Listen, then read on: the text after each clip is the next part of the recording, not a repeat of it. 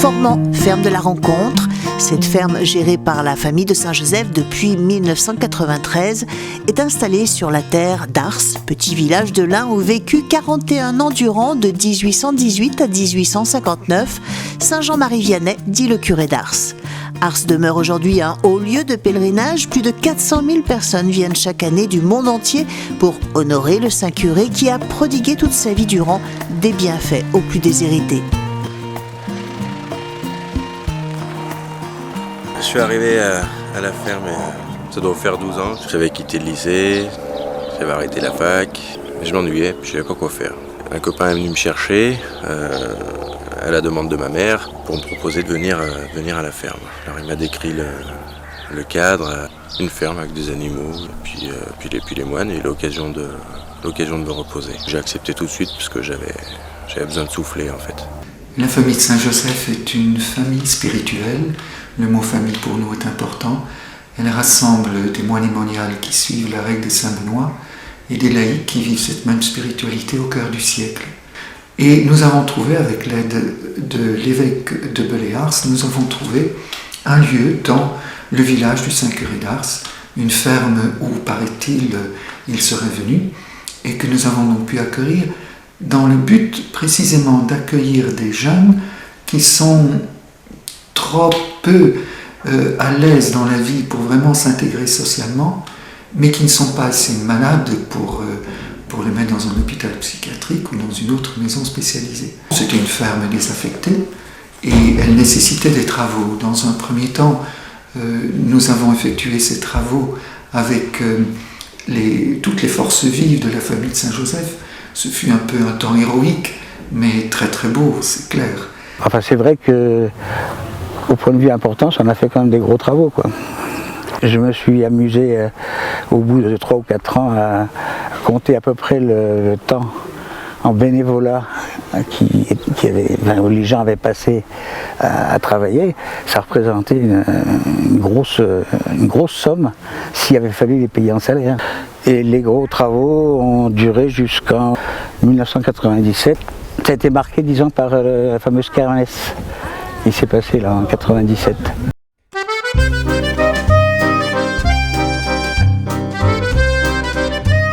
Alors je disais justement que organiser une kermesse, ça permet de faire connaître le projet et notamment de l'insérer dans la vie du village. Alors bien sûr, c'est pas avec le résultat d'une kermesse qu'on fait une fois de temps en temps qu'on peut financer des travaux importants. Mais quand même, on gagne un peu d'argent et pour le projet de la ferme d'Ars, il faut rien négliger. Et c'est peu après la kermesse que le premier accueil des jeunes a débuté, assuré par les moines vivant à la ferme. Dans la vie qui leur était proposée, c'était très simple. On mettait l'accent d'un côté sur la vie fraternelle, sur le travail, et d'autre part sur un accompagnement personnel du jeune. Donc on avait une vie communautaire dans laquelle on intégrait les jeunes. Quand je suis arrivé ici, je m'étais beaucoup renfermé sur moi-même, j'avais peur un peu de tout le monde.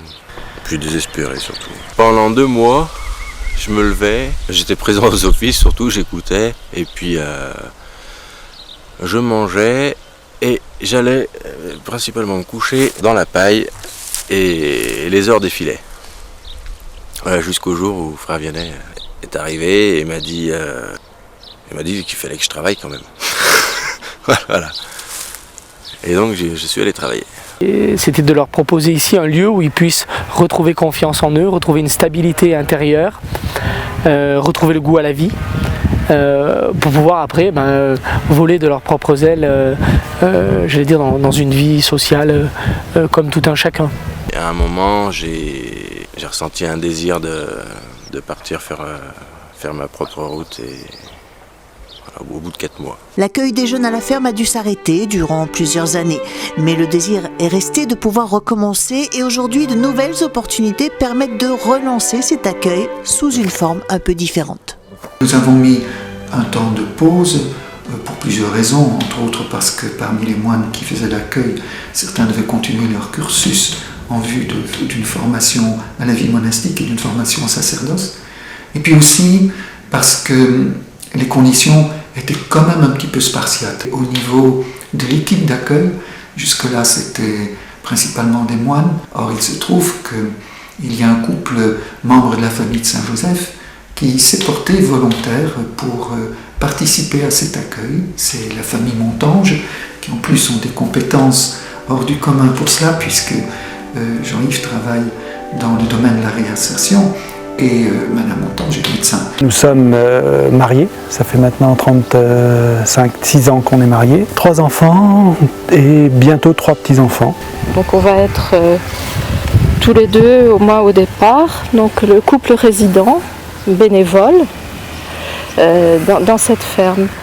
Alors ce sera à voir un petit peu comment ça s'articule au jour le jour, parce que quand les frères avaient déjà fait de l'accueil à la ferme avant, c'était que les frères. Donc il y avait des laïcs autour qui venaient travailler avec les jeunes et tout ça, mais le projet d'accueil de fond, c'était les moines.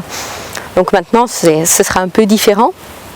Mais je crois qu'effectivement, il y a une articulation à trouver parce que c'est très complémentaire. Je crois déjà pour les jeunes de voir aussi bien un couple engagés que des moines et moniales, c'est riche pour eux parce que ça fait référence à plus la vie dans le monde et puis un encadrement qui est un peu différent, qui peut leur poser question mais qui peut porter aussi. On a choisi d'apporter des chevaux à la ferme parce qu'on s'est dit que pour aider les jeunes à se structurer, à apprendre une manière d'être, une nouvelle manière d'être, des chevaux pouvaient les aider. Un jeune en difficulté de relation avec des personnes, peut trouver avec l'animal un lieu de sécurité, de réconfort, une affection. J'avais ce désir d'aller faire ma propre route.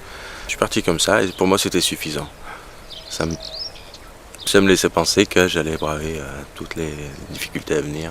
J'ai appris le métier de plombier avec un bon professeur. J'ai monté ma société. Comment nous aider pour ce si beau projet? Il y a plusieurs façons. Il y a le mécénat entre guillemets ordinaire, c'est-à-dire d'apporter une aide financière pour que nous puissions continuer les travaux. Ici, nous avons l'obligation de travailler avec un architecte et une entreprise, donc il faut des monnaies trébuchantes. Mais vous pouvez aussi nous aider par un mécénat en nature, en apportant des matériaux, du ciment, etc.